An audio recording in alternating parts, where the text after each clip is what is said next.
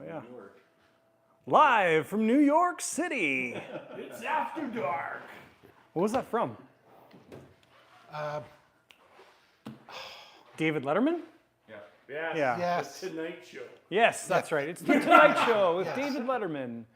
Howdy, everybody. Welcome to After Dark 47. 47. There we go. Where are we here? Wipe forehead off, get all pretty. Should have done that before we started the camera. All right, Floyd, I see ya. I think the comments are coming up. Just gonna turn it on. There we go, gotcha. Make sure you guys can hear me. Give me a thumbs up or comment saying you can hear. That'd be amazing. Looking at the comments on the TV. Just has good evening, guys, from Floyd so far. So yeah, thumbs up, perfect, thank you. Okay. Also, if you're here, there's 13 people here and only 5 thumbs up so far. Everybody that's here, give it a thumbs up. Hey, Dean, the hobby guy, perfect, excellent, thank you. Before she runs away, if you guys are fans of the channel, I'm sure that's why you're here, but there's Cinder. She's growing like a weed. Hi, Cinder. Hi. So yeah, she's doing pretty awesome. She's got some cool gray streaks and stuff coming through on her back. Yeah, she's a hoot. She's an absolute blast. She's stretching out. Yeah, she's getting a lot bigger. She's getting longer, and There we go. So, welcome to the After Dark. I think that's okay. Yeah, it's been a while. I think the last one we had, the thumbnail was Stacy's BDX, the pink one, and that would have been just before Saskatoon. So I don't even remember when that was, but it was a while ago. It's been a while. So I don't want to show off, you don't need to show off my crotch there, Ward. no, I'm just trying to get there. You're like a little midget. Jeepers. There we go. There we go. You're like a little midget there. He's like, let's see in between your legs. Just make sure the underwear. There we go. Oh my. You're just showing your head there. So welcome to the After Dark. Lots has happened, lots is happening. Probably the worst thing that's happened here at the shop. This is, I don't know. I think you guys probably share the same sentiment, but Ward's getting ready for Christmas. Early, way too early. He is only 65, but I told him with that beard, he looks like he's 85, so. He's Time- getting ready for the Time to workshop. shave that thing off, I think. That's just in jest, don't worry. We love Ward, sometimes. Sometimes, yeah. So we're getting ready for Jetpower. Jetpower, we leave in, tomorrow's Sunday, we leave a week tomorrow. So Jetpower's coming up, which is awesome. Get back from Jetpower and here for 4 days-ish, and then going to Turbines and Tumbleweeds in Texas, Sweetwater, Texas. That's like October 1st to, 1st is the Wednesday, 2nd, 3rd, 4th, so October 1st to 4th kind of thing. So if you're coming to Turbines and Tumbleweeds, look forward to seeing you. If you're thinking about coming to Turbines and Tumbleweeds, you should come. It's going to be a blast. And the event or the facility looks amazing. The event's going to be wonderful as well. So, and I'm sure the weather's going to be stellar. We were in LA 2 weekends ago celebrating 24-year anniversary, which is great. Doing a little bit of maintenance on some planes in LA. And eating prime rib. Eating some amazing prime rib, flying at the Apollo field when the event got canceled and nobody else showed up. Victor, I'm disappointed that you didn't show up. Very disappointed. You should have been there. It was an amazing day. So I can't see the comments. They're too far away. Just hellos. And Oh, he's telling you Victor look says I look like a fantastic. great person. Thank you, Victor. At least somebody appreciates me. So that's kind of what's happened, what's happening. If you're coming to Jetpower, look forward to seeing you at Jetpower. We have been working on the A10 here, the refit and refinish of it. So today's video was, I think the painting was finished. I can't remember what today's video was. Today was video 4. So I think clear coat was going on maybe, I can't remember. Anyways, this is what stage it's at. We're almost done the reinstallation, been working on it all day today. Kind of been working our way forward. So pretty much all of the refit is done. All the updates and battery system and electronics and extensions and all the changes and stuff have been completed. Still have to do the canopy glass on both, do the lights on the wing, and also build a cradle. So we're hoping to have it ready for tomorrow, but Stacy, unfortunately, not for tomorrow. So, but it will be done like by Monday. So you should drive here and pick it up, I would suggest. No, we'll probably go out flying Friday or Saturday before we go to Jetpower. So we have Picaro number, I don't know how many Picaros it's been, 6 or something. Picaro 6 is here. Picaro 5 is here. Those are the next 2 in the queue, and we're going to get those done before Jetpower. So we'll get them done on like Tuesday, Wednesday, Thursday, Friday. They'll be finished, and then when we come back, we'll probably be flying them in Texas is the plan. So yeah, it's been good. We sold a few planes as well too. That's fun. So we sold the BDXS to my good friend Cecil. Sold my Rebel Classic to my friend Mike. And those are in preparation for the Atom Squared / FTL Lancer, the 2.8 meter version that is now on order. So that will be arriving, I don't know, in a few months probably. And looking forward to that. And plane-wise, I think that's the updates. F4 is still hiding out back there as the backdrop. And yeah. Yeah, Chad's replacement Atom's coming. I think we talked about last time about the scheme for the Corsair. That's all decided. What else? Yeah, I think that's kind of everything's caught up. We've done a few changes to Artemis. There was a video on Wednesday about the changes to Artemis. We put a whole new battery system in there, whole inverter setup, solar panels on the roof, so it's phenomenal. Thank you to Lead Time for providing us with the battery. That's a huge help. And so far it's been amazing. So if you guys are interested in your van, trailer, updating, buying a lithium battery, I encourage you to check that company out. And there's some discount codes and stuff in that video on the regular channel. Too many ums. Oh, Wednesday's video. Very cool stuff. So we got a couple months ago, I'm gonna turn you guys around. Oops, that button. Yeah, that's the share button. Hey, old man, how are you? Ah, good.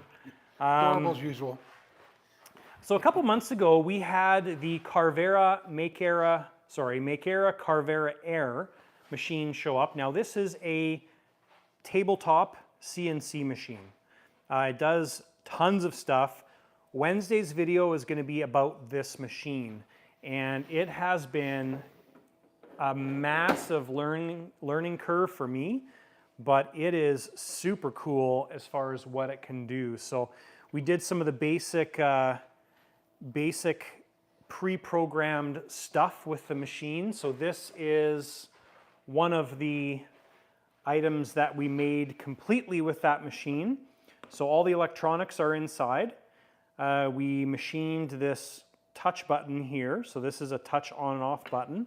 The plug-ins right there. The acrylic base was all done in the machine, and this was all done in the machine, the engraving, and then the cutout as well too. This was a big piece of acrylic. So when you plug this in, it lights up, and it's just amazing what this thing can do. So that's one of the pre-programmed things that comes with it. And from there, we just started playing around with different things. So made some tank mounts out of aircraft ply. So this is like, what is that, 3/8 aircraft ply. And that was everything CNC machine, so they pop out of the machine just like that. We tried to do some carbon plates. So these are the plates that normally we put our gyros on, our Cortex gyros, so they're removable. So there's a front, back, side plate. We cut some of those out of carbon, on the CNC machine, amazing. And also tried to make a MPX glue injector. This is still in progress. This is sort of going to be part of the video, but we're working on this. So again, like this is 10 millimeter aluminum, and it did everything there. Nothing was done by hand. That was all done by the machine. So massive learning curve, but very cool machine. So definitely a neat addition to the shop. It's pretty awesome. I'm impressed so far. So this stuff right here is absolutely magical. I'm very happy. So that has been sort of the additions and changes that we've seen. I think that's it. Okay, Victor says, message. He says he didn't know you guys were still going. My Well, it wife wasn't raining. had the day off too. Aha. It wasn't raining, so you should have been there. Miscommunication. Bad No. communication. Should have been there. Should have Keith been there. Rose says, hey all. Post is a phone call. And Yeah, Dean, exactly. Dean Bird says F4 for Tucson Jet Rally. Yes, that's the plan is, I mean, obviously plans can change. That's what happens with plans. But I think the plan is we're going to be bringing the F4 Phantom to Tucson. Of course, it's up to David, the owner. But I think that's the plan. So we do have some time to work through it. And we also have the SU-30 up in the rafters there, or up on the pulley thing, to get done probably first. But yeah, the F4 is Tucson. So, and Tucson should be probably, I heard some things today, the end of March kind of thing is what they're discussing. So that's the plan for it. So I think so. Yeah, it was kind of the end of March. Hobby guy, have you ever been to Jet World Masters? I have not. I think this year we were invited by a couple different people, and it's just too much to do, to swing with other things going on and life going on. So, but it would definitely be cool to go to that event. Jetpower is, I think, a little better suited for kind of industry people. Jet World Masters would be cool to go to, maybe compete in or be part of a team or something like that. Obviously, it'd be cool just to go see the event and stuff. But Jetpower is amazing. I mean, when you go to Jetpower, it's just stellar. The stuff you get to see, the new stuff you get to see, everything we've got access to there that we don't have access to here is amazing. So, yeah, very cool. But I'm sure we'll make it to Jet World Masters eventually. Yeah, so that's basically all the updates, I think. Usually I make a list, but I didn't make a list. But there's nothing else that I can think of that we're missing. So, if you guys have any questions, if you have any questions, You walked out of the screen. I know, that's okay. I got to pick my nose sometimes. I know. Oh, nose ring. Awesome. Is there any other questions that anybody's asked? No, the hobby guy said he fell in love with the Rust Jet Yak 130. Yeah. It was amazing. I think when you go there and get to see those things, it's just next. I think some of them are really cool and next level. Watch Martin's video. There's lots of 104s there, which is pretty typical because Trond is in Norway, so it kind of made sense that there was lots of F104s there. So, yeah. You had the three of them flying there. Yeah, there was like big, huge, big, and normal size. So. Video of three of them taking off. Oh, really? Oh, wow. Wow. I was just like, how do you guys keep? They're like, when you guys keep your eyes on the plane. Oh, and we did rearrange the shop a little bit too. I don't know if we talked about that, or I don't think it was done in the last live. No, it so. wasn't, because like I say, I was shocked. What the Yeah. heck? So, I was anyways, lost. black toolbox is now over there. Black toolbox used to be Over there. over there. Bench used to be over where black toolbox is, and drill press used to be here. Now drill press is over there. So everything kind of just got rotated a little bit. And Dancing quarters. I can't remember why I did that. Oh, I think there was just more room over here with the bench. Yeah, you want And power. power. Easy Yeah, to get power to. was better. It's the power mainly. Yeah. Yeah. So, anyways, things are moved around. So, Yeah, if you Okay. guys have any questions, ask away. Okay, Oh, Floyd asks, how is Yeah, I see the that. A10 Black Snake Spa project? oh. Oh, we got a few And questions here, Stacy perfect. says, is there a BVM 18 on board? Nope, there's no BVM 18 on the board. That one's probably gonna have to go to somebody else. Okay. Hobby Guy says, yes, Martin seems like the amazing guy. Your videos lead me to Oh, nice, that's watching cool. him. What's your favorite material for 3D print parts with? 3D printed parts in planes, typically PETG carbon fiber. The PETG is a little bit more heat resistant. The carbon fiber just prints so nice. So that's kind of the normal material. I'll grab a piece. So this is an example of one of those gyro plates. I'm going to turn my brightness up a little bit. There we go. One of these gyro plates in PETG carbon fiber. So this is the side that is against the plate, and that is the finished side. So very nice material, and also more heat resistant than PLA generally. So ABS is also good as well too. It's fine as well. I don't mind printing ABS. When I print some smaller things like antenna holders, I'll usually use ABS because the PETG carbon fiber isn't very strong. Arnold wants to know, did you figure Yeah, I out the see that. bug on the Jet So Guy's F-15? the thing about the 15, so you've seen the maiden video, you've seen flight 1 and 2 video, which was in LA. And after that, we did some research on it. And if you watch the one from Jet World Masters, sorry, there's a little fly around me. If you watch the one from Jet World Masters, there's a couple of key things that happen in there. Number one, the cover that is underneath the air brake, the cover is removed. Now there's another video of a fellow in, I think it's in Florida, flying one, and same thing, he's got his cover underneath the air brake removed. So one of the things I was thinking about was maybe when that plane takes off, the intakes are so big that the fuselage gets pressurized and there's so much air flowing out of those gear openings that, number one, it's causing an issue with the gear because all the gear rotates forward. Backs go forward, front goes forward. So that's one of the things that I was thinking about, because if that air brake cover is off and the fuselage is pressurized, the air brake's going to be, there's not a lot of force or not a lot of holding force when it's all the way down. The mechanical advantage is like that actuator's tilted like this, completely level. So there's really, like, if you could get your finger underneath that air brake, you could pull it up probably an inch or two. So if that fuselage is pressurized, I bet that air brake is allowing some of that pressure to come out of the air brake. But if the cover's on, that's going to hold the pressure inside the fuselage and force it out in other locations. So I think one of the solutions is going to be to take that cover off.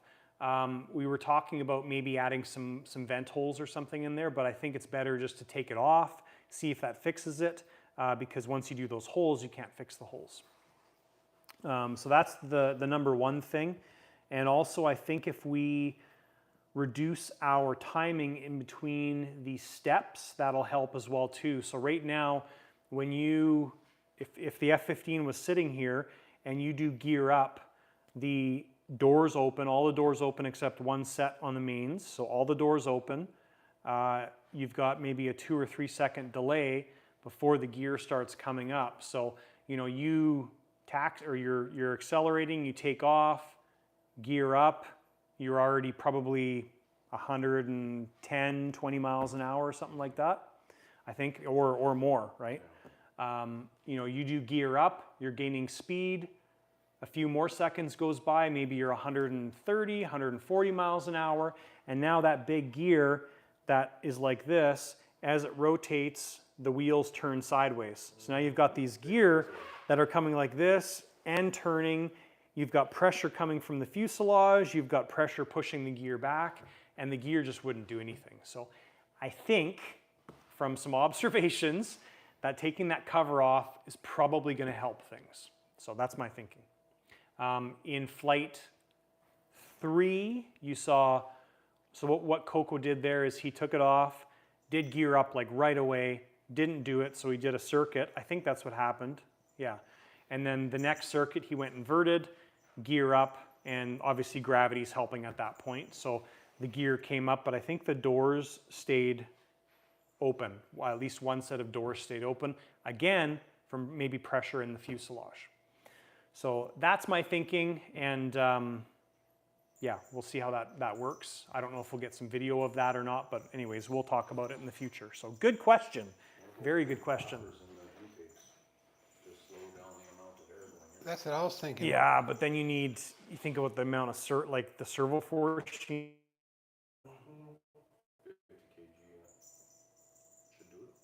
Yeah, but there's no structure in the opening, so you're gonna have to build structure and yeah, you make it sound so easy. Or actually, you could probably even put fins in there to push the air away. So John, you asked about the Moki. So quick kick the Wi-Fi box. Yeah, and we got a Wi-Fi upgrade, but still living in the middle of nowhere, it like didn't do a whole lot. So yeah, I could see it actually pausing and stuff. So the Moki is, well, we've got the P47 and the Corsair. Those will get done this winter as well. I want to fly my Moki or my Corsair next year. The P47 needs to be done for March for Tucson. So anyways, that's those things will happen over our busy winter season. So which is Coming up quick. soon upon us. Yeah, the mornings are already very, very cool. So yeah, and the days are getting shorter. So let's take a look at this. A10. So the A10 turned out stellar. Very happy with it. We just this morning started bolting everything on. So I bolted the tail on, the engines are all installed again. And yeah, the black snake scheme is just such a nice scheme for this plane. So it's very happy with how it turned out. We just finished all the wiring, so rewired everything. We had to run a bunch of, like, you got to remember that this plane was built 4 years ago, and it was built with JR, and then it was switched over to Jetty, and didn't know a whole lot about Jetty at that time. So now going through it again, there's a bunch of additions and changes that we made to the plane. So it's been a work in progress for a while. So we've got all of our EXT port or plugs run to the front here now. And so now we've got access to everything. Previously, if you wanted to bind something, we'd have to take the cockpit out. But now everything is accessible right here. We also changed the battery setup, as we talked about during the video series. So now it's got 4 of the exact same batteries to run everything. So basically this entire plane, like all of our scale stuff, is run off of the 4 of these batteries right here. So 3-cell 4000s, and it's just a great way to set this up. So that is the new setup on the A10. So it's going to be a great change to this plane. Didn't change anything really mechanically, servo-wise, or anything like that. We added a new 900 for the new 24 G2. We're still running a primary and a clone. All that stuff is normal, so nothing crazy there. But yeah, so that's the A10 as it sits right now. So happy with everything. The gear worked out good. Paint scheme looks stellar. So yeah, it's very nice. Very nice. Stacy, you're going to be very happy with this. And I remember the first time I looked inside that thing, comparing it to the ones nowadays. Yeah, it's very sort of different. like, wow, spaghetti. Well, even the now it's one, beautiful. even the one over there, like it's a black snake scheme as well too. I mean, we open it up and it's just, I did that one totally different, right? So, yeah, even this one. So the compressor was burnt out in this one, so we had to change the compressor. But I ended up like we had four air tanks in there. Took 2 of them out. Took a bunch of the stuff out, the fill valves, all that kind of stuff. It was pretty nuts. So There was a lot of excess because we didn't have the compressor in there before, so it was just a matter of putting air in, and that's it. So yeah, it's been interesting. Hobby guy, thank you very much. And he has a very important question. $20, that's super cool. Thank you. Okay. You get a heart for that, I think. Do you There we think the go. militarization of drones and UAVs is negatively affecting the hobby? My second question is, what is super scale to you? Good questions. First question, is the militarization of UAVs affecting the hobby? There's going to be two answers to that. So I think number one, the positives for that is you have companies that are doing development on engines and electronics and all this kind of stuff, which eventually trickles down to us. So you look at a company like Swewin as an example. Look at their 300 line of engines, 400 line of engines. When you order a 400 right now, you're getting an engine that might be serial number 1500. So they've sold 1500 400 Newton engines. Most companies selling a big engine like that, like King Tech, I don't think they've sold 400 unless they supply them for UAV stuff. So yeah, so we get those benefits for that. I think that's one of the positives. Obviously, some of the negatives are the news and what's posted on the news, and you know, some of the negative effects or negative things that people see trickle down to us as well too. So I think there's two sides to that. There's positives, there's negatives. So it's not really a cut and dry answer to your question. So I think it's, yes, there's some negatives, but yes, there's some positives of both. I think we're going to see some really good tech come down the line. Yeah, and I mean, I set my first Powerbox plane up this past week. So my friend Cecil, who bought the BDXS right there, he flies Powerbox. So one of the deals with him buying that plane was I needed to convert it to Powerbox, which was very cool. I enjoyed the process. I learned tons. It took a while and very challenging, but I learned it and it was good. It's really not that bad. So, but you look at a company like Powerbox, and there's other ones, but Powerbox is really jumping on that UAV side. So they've got UAV boxes that now have the orange controller. I forget what they're called, but that's built in. They've got servo lineups, and even KST does as well too. I'm sure MKS does, but they've got servos that run off 12 volts. So some of those UAVs are really pushing the technological advancements a ton, which we will likely see in the hobby side of things. So my second question is, what is super scale to you? You haven't seen much here. Super scale, I mean, Top Gun? You open the bay doors and there's missiles and everything in there. yeah, Detailed out. That's Top Gun-ish. Yeah, nomenclatures are all over. yeah, it depends on what the question is. Like if I think of super scale, I think of the detail behind it. I don't think of the size, right? Yeah, So like size, obviously we've seen big planes, but yeah, super scale, as detailed as you can. yeah, like I've never seen a super scale airplane in person. And I've seen some great scale planes, but stuff like what Chad's talking about where the bay doors open and it's just bonkers. I mean, I guess I have seen some down in Kentucky Jets. I forget the fellow's name. Chris, I think is his name. He had that F-16 with the fuel tanks on the side of the fuselage, or the top of the fuselage.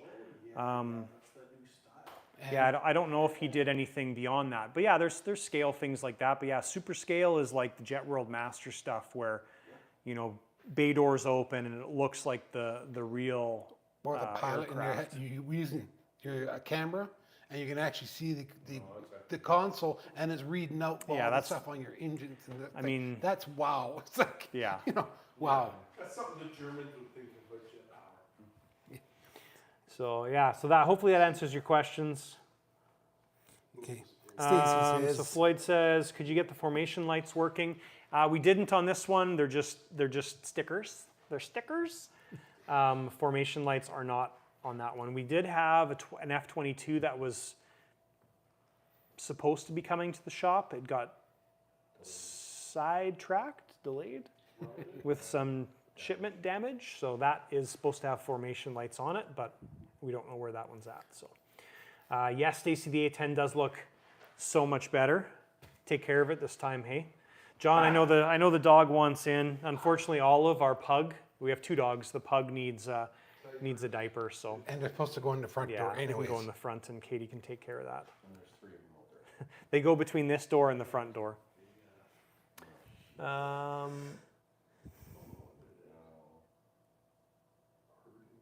Yeah, and you need to. That's a good question, or a good comment as well too. Like the F4 Phantom, I mean, the cockpit in there, I would say is very, very scale. I don't know if super scale is correct, but it's very scale because you can actually read the letters, right? Which is pretty nuts. So.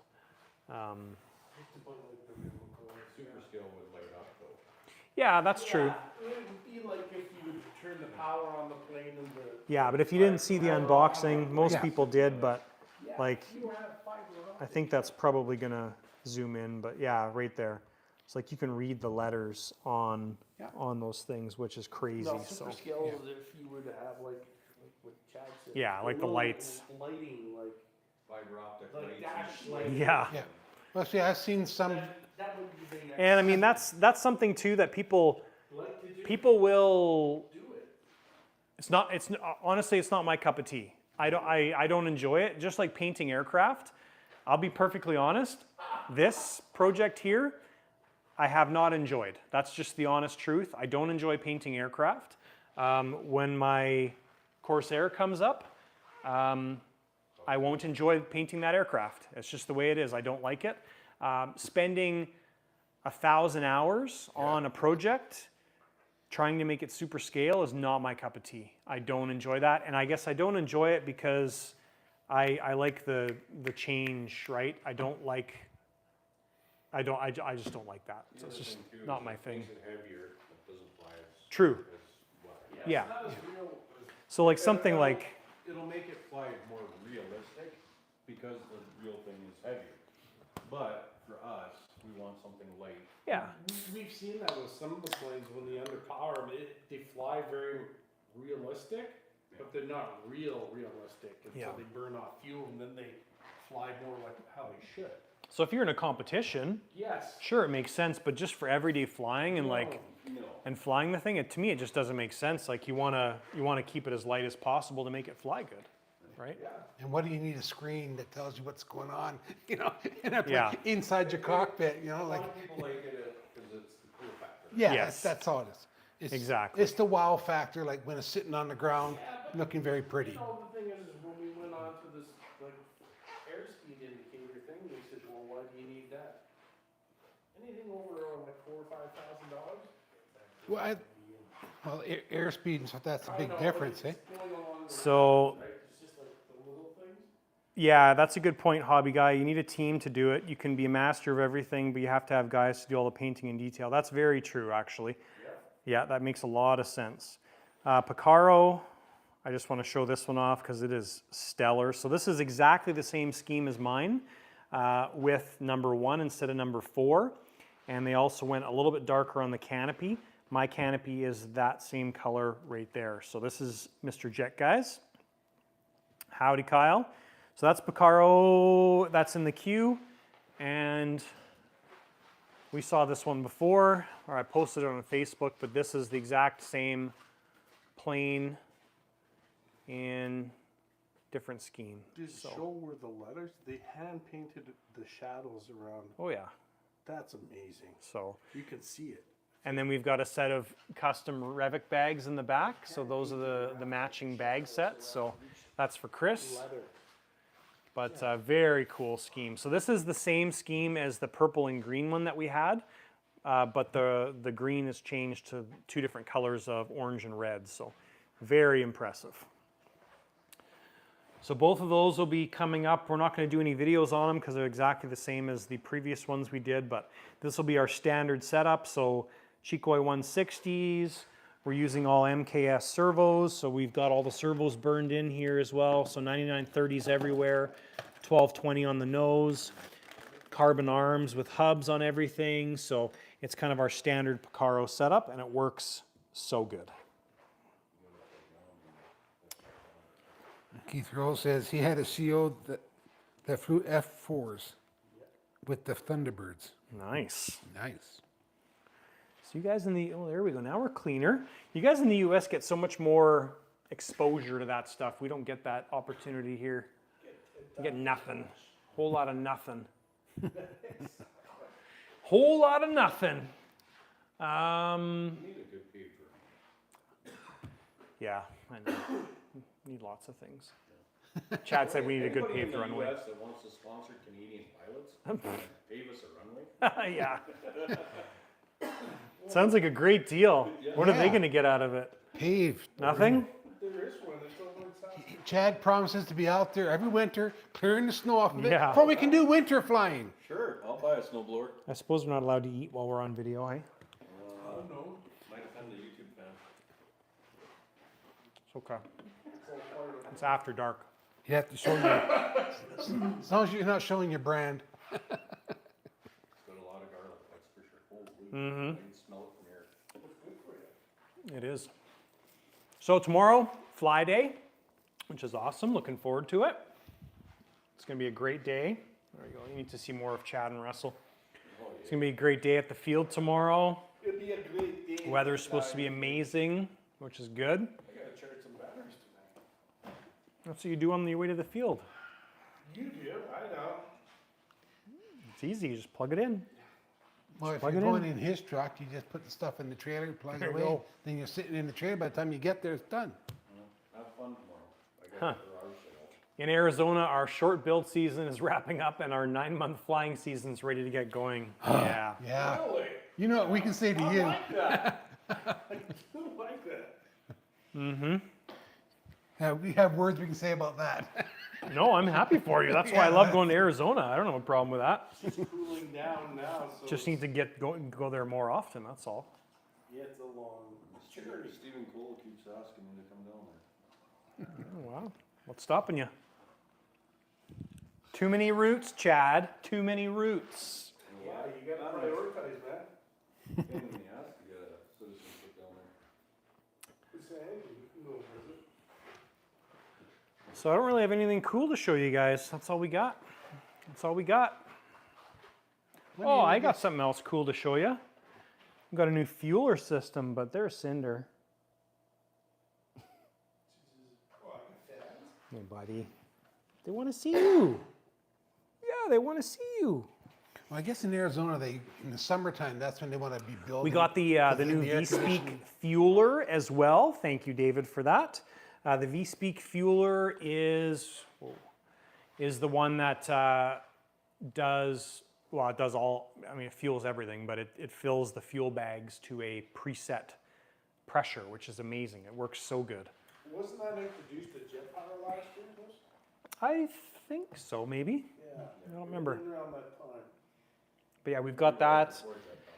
Got that fueler, added it to the jug. It works great. We were fueling Stacy's bag and his BDX last weekend while we were at the field, and it worked stellar. The nice thing about it is when you're doing pressure, it's always the same, right? So it'll fill the bladder up, the fuel containment device, sucks out some air, fills it up, sucks it out, fills it up, and then it sucks it out, and it's done. So if you have a 3-liter bladder, you always have 3 liters in there. So it's yeah, and you're not guessing on the pressure. So and then it just shuts off when it hits that pressure. So it's nice. Very nice. Keith Rose says he's ready for null in the fall. Ready for null in the fall. Is it That's October, isn't it? is it better weather in the fall generally? I think it's, I don't know. Well, where does that take place? Georgia, at Jonal. Okay, that'd be way down south, so yeah, it'd be probably It's cooler. a 32-hour drive from here. But it'd probably be a little bit cooler than in the fall. Well, when I was there, it was humid and For really us. hot. Yeah, that's for us. And when we showed up, it had just stopped raining for like 4 days. Yeah, they had a lot of rain. Ken said cooler. Yeah, it's cooler. You know, you have to Nice. forget, like say, Probably still humid as all can be, but when I go to Thailand, it's wintertime, it's plus 35.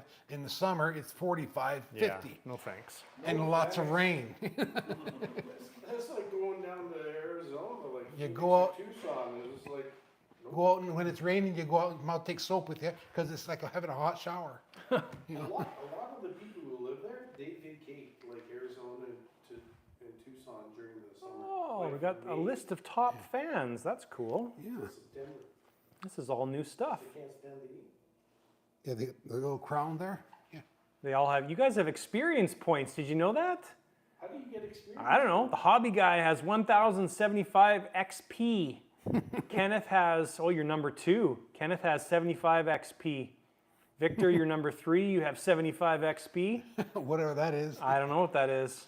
You have to ask, Juicy, you've only got 50 XP. Kyle, you've only got 50. Come on, up your game. Waz, you've only got 50. I don't know what the XP stands for. Experience points, but no idea. maybe the question is asked. I don't know. Maybe the more you comment, the more XP you get. Yeah. It sounds Watch like. now, you're just gonna get a bunch of random. Just thumbs ups over and over and over again. Yeah, it sounds like you're playing D&D, exactly. That's what I think about too. Thailand was super hot, 97 at night with the humidity. Ugh, Yeah.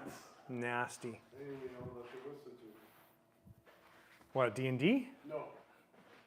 Points on your job. Apparently I have 0. Yeah, get with the program, Chad. I had 0 too. Mm-hmm. Make a comment, see if you pop up. Just keep commenting a bunch of stuff. They go, hey, yeah, that sounds good, yeah, yeah. Some more of that, okay, yeah. Chad's got 1,000,000 XP. Team, then how many points you get? 10? Figure this out. Oh, there we go. Chad's on it. Oh, I got 25! Did ya? Oh, my goodness! Oh, so that's how you do it. Does it tell you that you got some? Yep. Oh, so it's when you comment. He's gotta get some more. Chad Carr, you're on the list, number 10. That's funny. Oh, Oh, he's gonna get up there. yeah. He's gonna fill it up with it. Well, you got to do some more because the hobby guys that donated $20, they got 1,000 for that. So come on now. That's a lot of comments. No, you get 25 at a time, so. Number 10 with a bullet. Nice. Yeah. Awesome. Okay, guys, final questions. Ask away. We got 15 minutes left in the live. If you have any questions about the shop, that kind of stuff, ask away. I know we cover a lot of things, but Kyle says you gotta buy your love. yeah. Unfortunately for me, I get to enjoy this here. In person. Sorry, True. people. Then why did you comment on the video? Weird. He just wants the points. Do you get to buy them in your shop? What? Do we get to use those points in your shop? Yeah. Oh, Each 1,000 is worth 1 penny. Well, that's kind of stingy. I feel Hey. a point for point. I set the rates, so. Just imagine how many people would be watching you and commenting. What are the dims Your life the would be like CNC 3-4 machine hours can do? long. dreaming. Good question. I will look in the manual. I don't know the exact The manual for what? thing. Well, Arnold asked, what are the dims What are the dimensions? CNC machine can do? Sure. Oh, the max So- and the mins, Yeah. and, yeah, with height and depth. One of the things is that I haven't played with at all yet is it does come with a 4th axis, which is right there. There's the 4th axis thing. Yeah, Guess you can. You'll can see make in the- molds with this, can't you? you can make what? Molds, so that you like inject plastic and make a wheel. Well, or- that's what Yeah. that is. That's kind of along the line, yeah. I mean, it's pretty wild what you can do with this thing. A lot of it comes down to your tool path knowledge, which is mine is very low. I have very low XP on the tool path knowledge end of things right now. You're gonna have to start talking to Ty. I don't know if I'm at that level yet. And I don't know if he can dumb it down enough for me to understand, but I'm learning. Okay, Kenneth asks, any luck with the CR71 yet? The SR71. The SR71. Where? I don't see one. Yeah. Yeah, I don't know. That's our 71. You mean the one up there on the wall? Huh? Yeah, I don't know what the dimensions are. It's like, yeah, I won't even guess what they are. One of the girls that I watch on YouTube, I forget what her channel's called, but she does like all this type of tech. Aurora Tech is her name. Was Dean Bird asked Let me grab my ruler and I'll show you. if you ever get the opportunity. Yeah, So what she did is she was working on some get that. 2x4s. So she was doing some engraving on some 2x4s. And I'm just going to turn this on, it'll beep.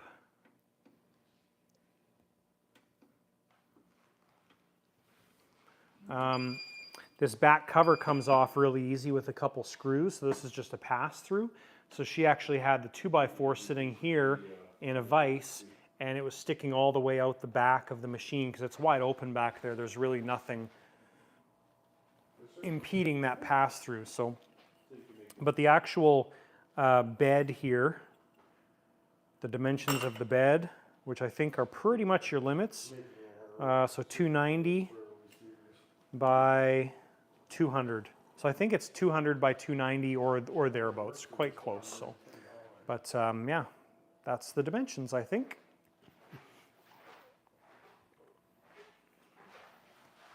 Okay, Dean Bird Did wants you find to it? Oh, Dean Bird wants to know if you ever get the opportunity, he'd like to see a fuel bag installed in a Rebel Pro. next Rebel Pro we do, depending on who it's for, but next Rebel Pro that we do will have a fuel bag installed for sure. I envision, if I was to buy a Rebel Pro and do it, I would put a 4-liter bag in there with a 190. I'd put the bag sideways. I was scoping it out when I was in LA on David's Rebel Pro. That's what I was flying while I was there. So I would turn it sideways and it would go in between the wing tube and that former for the tank. And I think it would be a beautiful setup. So Yeah, that would fit like a dream. yeah, absolutely. But yeah, we'll do one of those eventually. The planes that we've been doing those dimensions of the mounts and sending them to Jordan Factor, who we've been getting the bags from. Yeah. So Jordan has been, so if you contact Jordan for the bag, you will be able to get a mount kit for that specific airplane if I've done them up or if he has them or whatever. I'm sure there's other people doing them for him as well. But this mounting kit right here, these are my mounts that I made, and then I sent the template to Jordan, and then he converted them to a CNC file. So now he offers like a Rebel Classic install kit, which comes with these mounts and your rails and all that kind of stuff. So yeah, it's kind of a cool setup. And if I happen to work on a plane that you're buying, and anyways, yeah, he probably has a solution for you as well. So. Okay, the hobby guy wants to know what you're looking forward to the most at Jetpower. Ooh, good question. Good question. We'll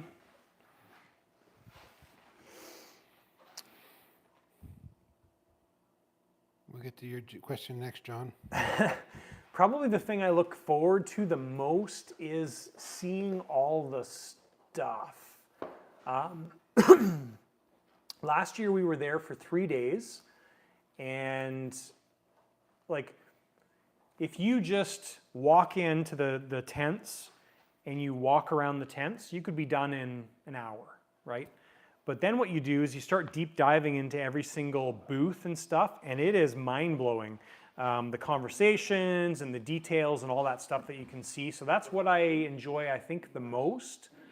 We do spend a bunch of time just watching pilots fly and stuff, which is nice.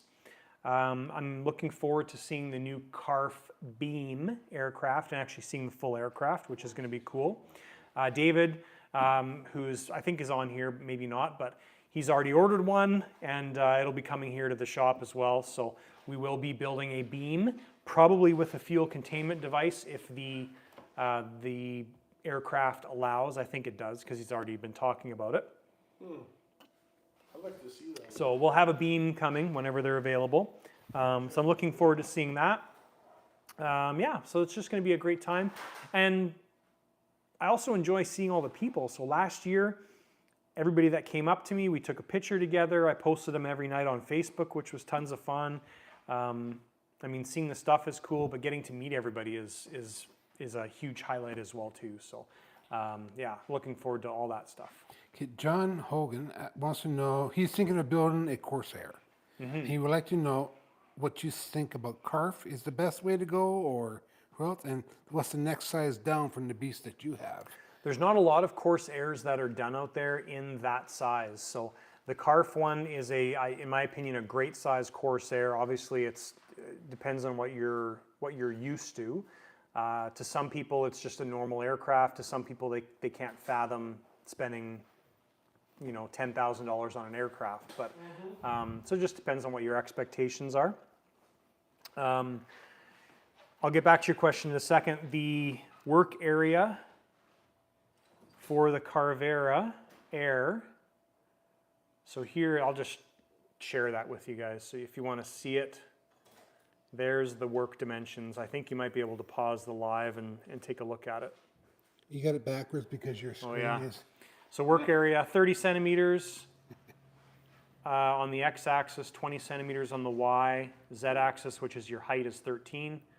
We've got 9.2 with a fourth axis, 9.2 centimeters, 20 centimeters, and a height of 3.16 inches. So good clearance.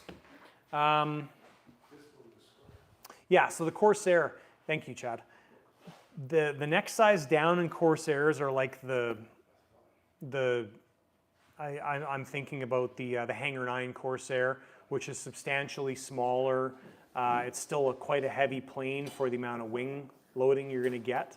So if you look at the Hangar 9 Corsair, I mean, I think from memory, I think you're about 40-ish pounds on that aircraft, and you're substantially smaller than the CARF one, which isn't going to be a whole lot heavier, right? So, you don't necessarily need to put a radial in the CARF one, but that's really what the aircraft deserves. And if you go with a smaller, like a normal two-stroke engine, you're going to be adding a way more nose weight to get that thing balanced. So, yeah, the CARF is a great option. And if you ordered their kit like pre-done, it is fantastic. So my silver kit there came from my late friend Kelly, who passed in earlier this year. And that came from Kelly. He wanted me to finish it, and his sons gifted it to me, which is awesome. But that is the CARF unpainted kit, the silver one on the bottom. The P47 is a painted CARF kit. So just fantastic detail on the painted version. So, I mean, if you enjoy the painting aspect, you can obviously get the silver kit. It's a little bit less money, but for not a whole lot more money, you can get the entire painted kit as well, which is amazing. So, Well, Victor suggested the Legend Hobby or the Black Horse Corsair. yeah, there you go. There's a couple options for smaller ones. Yeah, it's just a different. Thank you, Victor. Just a different class of plane, right? So, a lot less money, a lot easier to put together, a lot less money to put together, smaller, easier to transport. So less money in the sky if you're flying the money. So John says he's buying the round motor. yes, Money's already gone. exactly. Can't fly. The round motor, I love it. The round motor right there, the Moki radial. Yeah, the radials they're just so darn cool. So, and then you look at the prop for this thing. So here's the prop for it to give you some perspective. Here, Ward.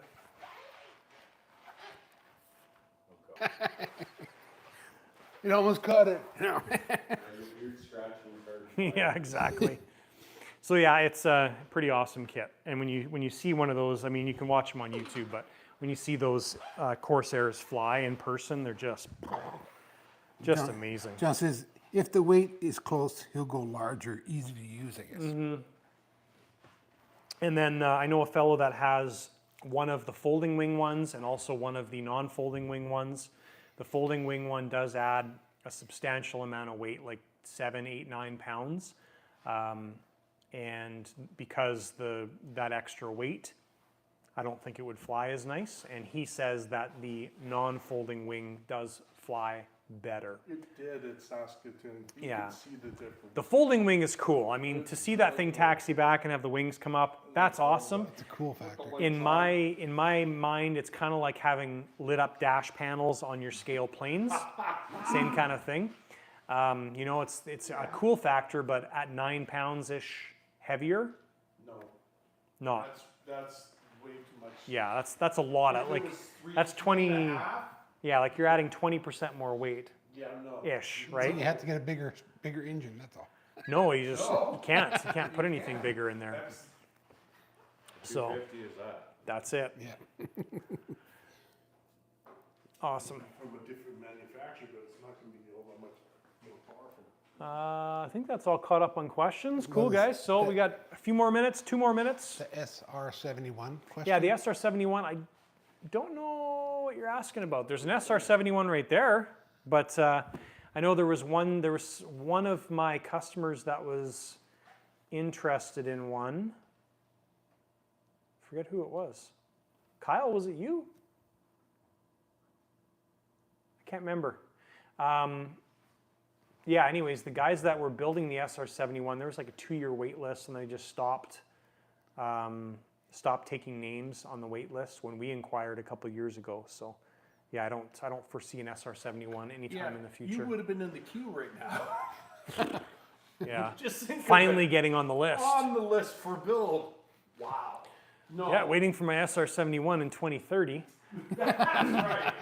It's my dream machine. Yeah, and the radials. Oh my gosh, nothing beats the sound. That is 100% true. Just the way. Oh yes, the airliner is what Kyle's in the queue for. That's right. Kyle says he wants the Skymaster Yeah, airline. the airliner. We've been waiting for them to finish it. Toward the F-22 that we almost had here was the T1 F-22, and it was shipped. The guys opened it up, thankfully, because they were just going to send it to me in the box the way it came. They decided to open it up and inspect it first. They opened it up, and when I'm assuming T1 did it, but when they put the boxes on the pallet, the nose of the aircraft was down, and I think it should have been the other way around. So the whole nose section was like separated from the main body of the fuselage. So yeah, it was pretty rough. It was beyond fixing it well. So it went back to T1, and I don't know where it's at right now. But that's the F-22 that we kind of have in the queue. So Oh, okay. yeah, we were all excited to see it. Me and Chad specifically, because I love the F-22s, but didn't get to see it. Damn. Yeah, it's okay. Damn. Damn. Yeah. You know what the beaver said when he put a bunch of sticks together? Damn. Damn. All right, guys, with that, thank you for joining the live. This is always fun. We don't accomplish anything, and all we do is joke and laugh and bug Ward about his beard. So if you're friends with Ward on Facebook, send him a message and say, hey, you should shave that thing off. Yes, it was a twin F-22 as well, which it is the big F-22. The T1 is a big F-22, so vectored nozzles in the back. Yeah, it would have been cool. It'll be here eventually, maybe. So, anyways, guys, thanks for tuning in. We'll see you maybe in 2 weeks, but I think 2 weeks from now we may be on our way to Texas. So Yeah, we'll you're gonna be see. heading south. Yeah, we'll see. Anyways, thanks for tuning in. We'll see you around, and if you're coming to Jetpower, see you there.